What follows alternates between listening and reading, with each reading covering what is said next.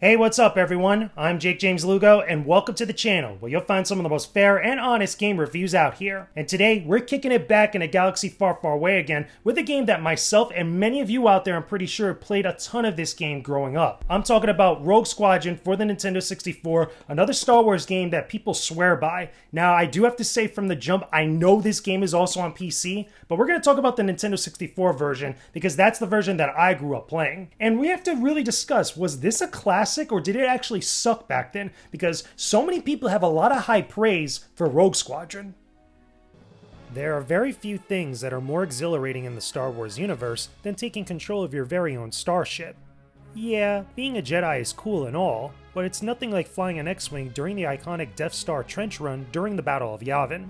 This gave inspiration to so many video games based on this part of Star Wars, including a series by Factor 5 that started on the Nintendo 64. Star Wars Rogue Squadron is what many consider to be the epitome of arcade flight combat. It wasn't the first to tackle the genre, but it's definitely the one that nearly perfected its fun factor. The story of Rogue Squadron takes place about 6 months after the events of Star Wars A New Hope, and sometime before The Empire Strikes Back. Luke Skywalker takes on a leadership role with the Rebellion as the head of the fighter group known as Rogue Squadron. Remember, this is after Luke destroyed the Death Star, but before he continued his Jedi Knight training with Yoda. The story follows the group as they fight for the Rebel Alliance against the retaliating Galactic Empire. If I'm being honest, nothing too significant happens in this story because it's set before the events of the second Star Wars film. The game literally ends with the Battle of Hoth from The Empire Strikes Back. Luckily, we get to visit new planets and meet new characters that we've never before seen in the movies, including an Imperial defector that helps out Rogue Squadron named Crix Madine. There's other characters in the game's story, but they don't have any significant impact beyond a few missions. What's at the core of Rogue Squadron's gameplay is the arcade flying and the dogfighting between starships. Does that make Rogue Squadron a very fun game to play though? Yes, but as always, that's from a certain point of view. The Incom T-65 X-Wing is the fighter that killed the Death Star. An almost perfect balance of speed, maneuverability, and defensive shields makes this the fighter of choice for Rogue Squadron, except when the mission profile disallows it. In addition to 4 blaster cannons, the X-Wing can carry a number of proton torpedoes. It's powered by 4 fusel thrust engines and requires an onboard astromech droid for peak performance. Now I will say that this version of the game specifically, while the visuals are good for the time, this actually looks like a pretty decent flying game or just arcade shooter game. However, one nitpick that I do have is that it could be a little dark at times in certain missions, making it very difficult to see where you're going or what you're trying to aim at. Maybe this is probably due in part because of the technology of the time on the N64, or at least what Factor 5 had available to them with some of the different color options and just the range of like blacks and lights. It could be a little bit annoying. I do wish that there were some options that allowed you to tinker with that just to make it better overall. I know on the PC version, like this is a non-issue, like things look much better over there. But since we're talking about the N64, it can be a little difficult to see in certain missions. Something else I should mention, and this is for specifically Star Wars fans who will know where I'm coming from with this, it's really cool to see one mission towards the very end of this game based on the Dark Empire saga. This is from the extended universe, which is outside the films and the cartoons and all this other stuff. It's based on these novels that got adapted into comic books. We get this one mission involving the World Devastators, which is from that saga, which is super freaking cool. But I do wish that there was other types of things pulled from the extended universe, even though this game in essence takes place between episode 4 and 5. Just seeing that extra stuff that acknowledges other parts of the Star Wars universe or the galaxy, especially during that time frame of like the late 90s into the early 2000s when we were about to get the prequels and stuff, this is really freaking cool. But we'll probably talk about it a little bit more later. I do wish that we got to see a few other things pulled from that extended universe, because it would totally make sense for a game like Rogue Squadron, which has all this other stuff that happens after Return of the Jedi. Again, that's just me being a little nitpicky, but it is cool to see stuff like that acknowledged all the way back then. So with all that being said, let's talk about gameplay, because a lot of people swear by the gameplay of Rogue Squadron for one reason or another. But are they entirely justified? The one thing that everybody agrees on with Rogue Squadron is that it has a very strong focus on accessible gameplay, which is great for those who love arcade experiences. However, as good as it was back then, the gameplay isn't actually as perfect as you were led to believe. I have a bad feeling about this. I've got a bad feeling about this. I got a bad feeling about this. I have a bad feeling about this. Oh, I have a bad feeling about this. Flying in Rogue Squadron has simple controls on the N64 controller, which is good. But the only issue I have controlling my ship is that the aiming can be pretty stiff and clunky. It's not always as smooth and precise when you're trying to aim at something while flying. A lot of this I blame on the N64 controller and the technology of the time, but despite that nitpick, Rogue Squadron still plays very good. There's about 16 missions that you'll be flying a starship, engaging enemy fighters and completing objectives along the way. I love the variety of ships you can control, with each one pulled directly from the Star Wars movies and some from the extended universe material. Piloting an X-Wing or a Y-Wing is super cool and will speak to those who grew up watching the films. But what's neat is how each ship has its own unique abilities and perks. Some have better defenses and weapons than others, while a few other ships can travel faster at the expense of shielding. You have a lot of options to pick from. It's cool to replay missions with different ships and see how things could change up, for better or worse. Excellent work.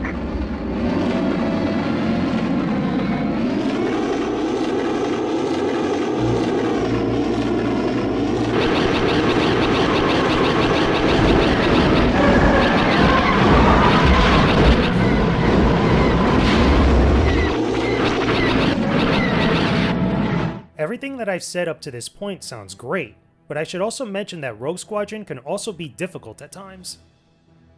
What? Now hold on. Before all of you go sounding off in the comments, let me be clear here. You are the chosen one! I'm cool with a good challenge, but Rogue Squadron tends to be super tedious with how it judges you when trying to earn the medals on every mission. Each mission has a set criteria that you need to meet in order to earn a medal. If you fail to hit even one of these minimum requirements, you won't get a medal and have to redo the entire mission over again. This could be a pain because of things like accuracy, enemies destroyed, friendlies rescued, and mission time that are borderline impossible to fulfill. After a lot of trial and error, I was able to get enough gold medals to open up every mission and other bonuses, but not without a ton of frustration replaying missions over and over again. The worst is when you have to defeat enemies you can't find so easily within an area, or rescue allies that get quickly destroyed without any sort of warning. Unless you have prior knowledge to the full mission beforehand, you likely won't be fast enough or thorough enough to hit every one of those milestones in order to earn a medal. I would rather take a harder difficulty setting that increases the amount of enemies or their strength within a mission over these strict parameters. I feel like it would have made the game feel a lot more fair and a lot less tedious overall. I don't believe that. And you're sounding like a separatist. So even with all the different things that I'm complaining about here, if you put all that to the side for just a second and focus on the core gameplay of Rogue Squadron, the dogfights in the aerial combat is freaking awesome. There's a lot of good to love about this game because it's so easy to get into and so simple to control. Again, the little stiffness aside, when you really look at it and you compare it to even games that come out today that are based on like flight combat or just controlling starships and stuff, even the Battlefront games that are done by EA now, they don't, in my opinion, don't have as good controls in the air with their starships compared to the original Rogue Squadron. Because I feel like this still holds up pretty darn well today, and you could give this to a Star Wars fan or any fan that loves like arcade shooters, and they'll be able to get right into it and have a good time. I should also mention too that within certain missions there's these outposts and little areas you could destroy that yield power-ups that upgrade your ships that you could control, which is pretty cool. However, it is a little annoying that there's no indicators or little heads up or hints within the game itself that shows you where these things could be found. You kind of just gotta,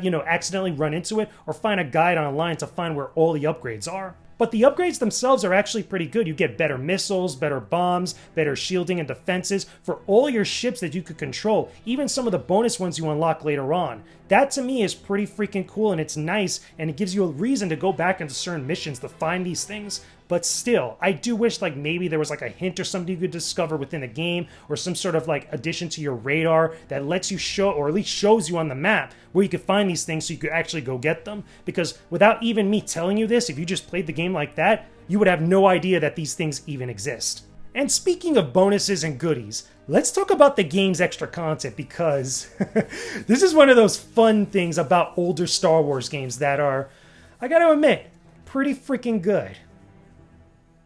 What I love about older Star Wars games are all the extra goodies that you could discover, and Rogue Squadron has some real cool ones in it. There are some bonus missions that you can unlock that include the Death Star trench run from A New Hope, the Battle of Hoth from The Empire Strikes Back, and a bonus race on Tatooine within a T-16 Skyhopper. This is some great fan service that gives a nod to things mentioned in A New Hope, while also paying homage to the classic battles that we see in the movies.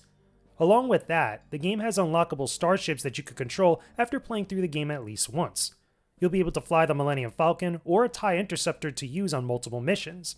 Much of this opens up after earning medals in every mission, so the more medals that you earn, the more goodies you can unlock. This could get really frustrating, but the rewards are definitely worth it. Of course, a lot of this good stuff can be instantly unlocked with the use of cheat codes.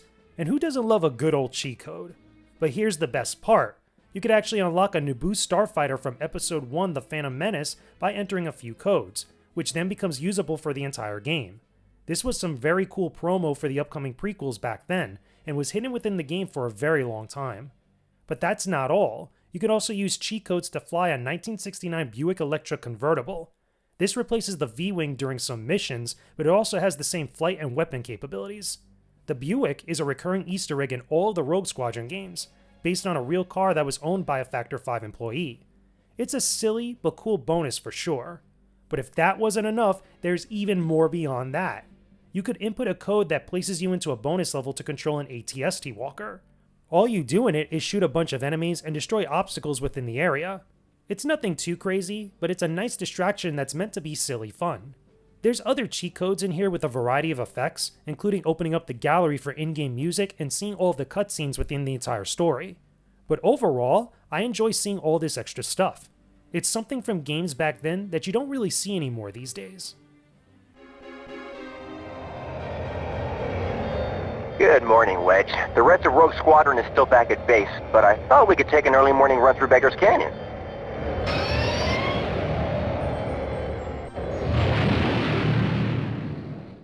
So yeah, the extra content in this game is freaking dope. But to go back to something I mentioned earlier with the Dark Empire content towards the end of the game, this was where I was going to say that I wish that we got other missions that were based on like other extended universe stuff from the entirety of Star Wars that were used as bonus missions for the end of Rogue Squadron. That would have been really freaking cool because Dark Empire is dope. But then look at all these other missions that you could have pulled from that are related to Rogue Squadron where you could actually control a starship in there. It would have been really freaking sweet to see something like that. Something that I feel like could have totally worked, and it makes sense because this game came out later on. But with Shadows of the Empire, if you've never played that game, go look at my video review that I have here on the channel. But there's one final mission in that game where not only is the Rebel Alliance with Rogue Squadron fighting this giant skyhook that's owned by Prince Xizor and Black Sun, but the Empire is there as well. That could have been a sweet mission to play in Rogue Squadron as a bonus that's related to that other game. Get a little cross-promotion between the two games going. But it makes sense though because Rogue Squadron and Luke Skywalker were there for that battle, flying X-Wings and fighting not only just the Empire, but Black Sun as well. It could have totally worked. It could have been exactly like the Dark Empire mission in this game.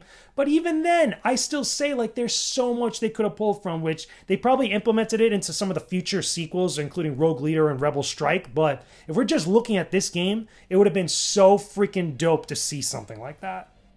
Alright, let's settle down, rogues, and let me answer the important question. Can I recommend that you play Star Wars Rogue Squadron on any platform? Yeah, I feel that this is a classic that should be revisited. The game is definitely harsh with its meta requirements, and the controls can be a little stiff at times. But I'd be lying if I said that this game wasn't fun. It really is, especially if you love flying and shooting games. If you could look past the few faults that I mentioned, then getting into the cockpit of a starship is still a good time in here. And for the record, I'm never going to stop saying inbound fighters at 1013 whenever I play a flying or a multiplayer game. It's that memorable. I'm happy to say that the Force is very strong with this one. We did it! We saved Mos Eisley! Nice work, Rogue Squadron. We might make a name for ourselves after all.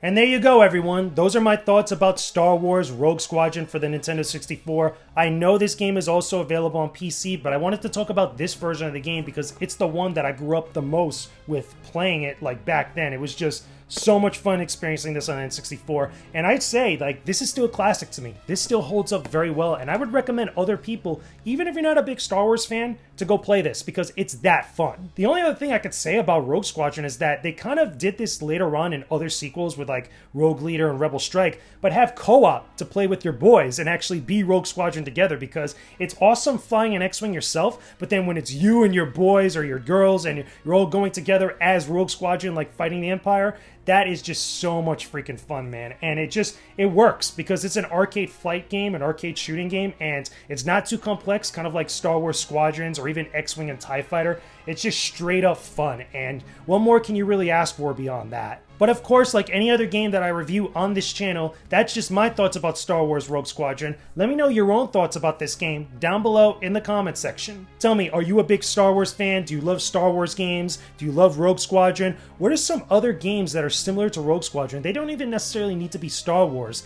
that are pretty good, that you love playing and that you would recommend to other people. Talk to me about that stuff down below in the comments section. Hey, thank you everyone for watching this video. I hope you enjoyed it enough to check out some of my other videos I'll list here on the side in just a moment. Go ahead and subscribe to the channel to see new content that I post up as it goes out. You can also join my Patreon for early access to new videos and exclusive content you'll only see over there. Don't forget to join my Discord server via the link in the description too. There's a lot of great people who love gaming and make an amazing community in there that I know you'll love being part of. Hope to see you again real soon. Peace out and stay epic, everyone.